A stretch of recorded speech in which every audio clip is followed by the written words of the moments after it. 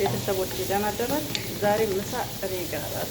የአረብ ሀገር ምሳ አሰራር ድቤት አሰራር እንዴት እንደሆነ ታያችኋለሁ። ዛሬ ግን በጠዋቱ ተነስቼ በመጀመሪያ ስጋው እስከሚመጣልኝ ድረስ ሰሎናዬን ወይንም መረቄን ለመስራት ነው ያሰብኩት። ከዛ በኋላ ደግሞ ሩዝና እንዴት ድቤት እንዴት እንደምንሰራ እናያለን ማለት ነው። ደህና አደራችሁ፣ እንዴት ናችሁ? ደህና ናችሁ? እስከመጨረሻው ተከታተሉኝ። በጣም ቀላል የሆነ ስራ ነው፣ የማያደክም የማያለፋ ስራ ነው ማሳያችሁ። መልካም ቆይታ። እወዳለሁ። خليته برا ما في معلوم سأليها ناس ما في قالت لي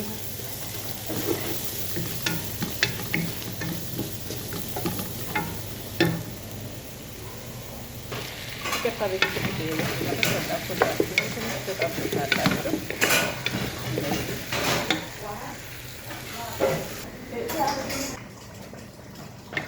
خلصنا حطينا بهارات حطينا كل شيء بدل كده نرجل መጨረሻ ላይ ውሃችንን እንጨምርና ያበደ የአረብ ሀገር መረቅ ወይንም ሰሎና ኩድራ እንለዋለን።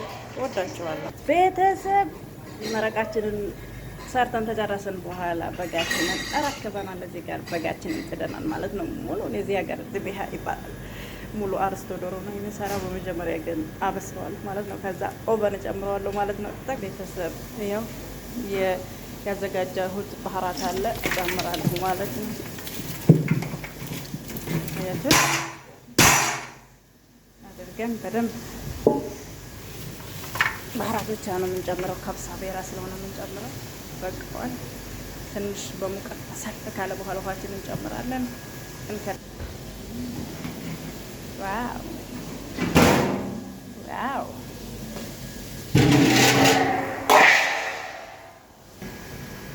يبي يسوي موفي روح شوفي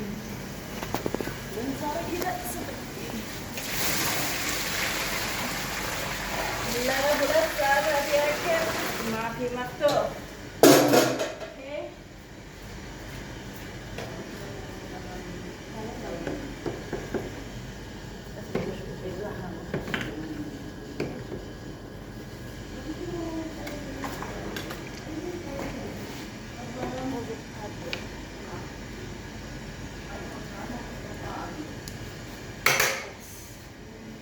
ከዛ ሩዛችንን በደንብ አድርገን ጽድት አድርገን እናጥባለን።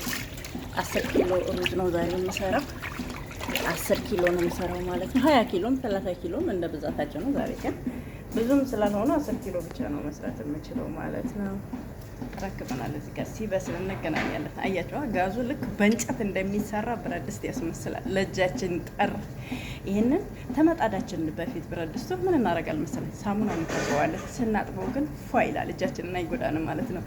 ግን ደግሞ ሳሙና ሲስተም ካልተጠቀምን ግላብስ ወይንም ጓንት መልበስ ግድ ይለናል ማለት ነው። ተከታተሉ።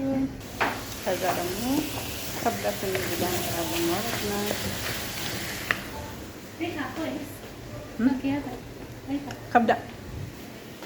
ከብዳ ወይንም ደግሞ ዱለት ወይንም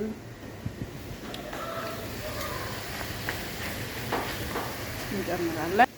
እዚህ ጋር ከብዳችን እየደረሰ እዚህ ጋር ደግሞ እርሻችን እየደረሰ ማለት ነው። ዘይታችን ማይገሰር ተበሰል ማለት ኦኬ።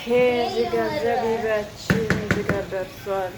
ከብዳችን እዚህ ጋር ደርሷል። ዱለታችን ዋው